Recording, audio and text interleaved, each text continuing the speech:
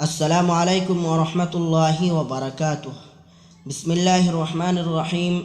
محترم ناظرین، آج کے ویڈیو میں ہم سیکھیں گے اللہ تعالیٰ کے اسماء حسنی کے فضائل کے بارے میں۔ تو چلیے ویڈیو شروع کرتے ہیں۔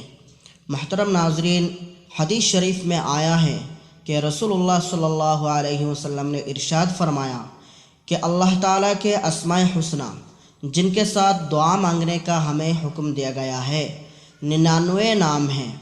جو شخص ان کا احاطہ کر لے گا یعنی یاد کر لے گا اور پڑھتا رہے گا وہ جنت میں داخل ہوگا۔ اسی حدیث کے دوسرے الفاظ میں یہ ہے، جو کوئی شخص ان کو حفظ کر لے گا اور برابر پڑھتا رہے گا وہ ضرور جنت میں داخل ہوگا۔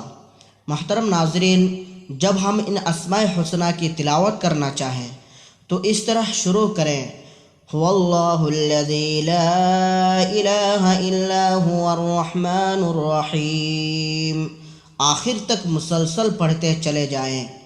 ہر اسم کے آخری اسم پر پیش پڑھیں اور دوسرے اسم سے ملا دیں۔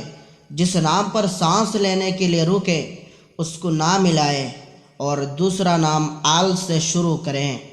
اگر کسی ایک نام کا وظیفہ پڑھیں تو شروع میں یا حرف ندا کا اضافہ کریں۔ مثلا الرحمن کا وظیفہ پڑھنا ہو تو یا رحمان پڑھیں۔ اسی طرح تمام اسماء کو سمجھ لیجئے۔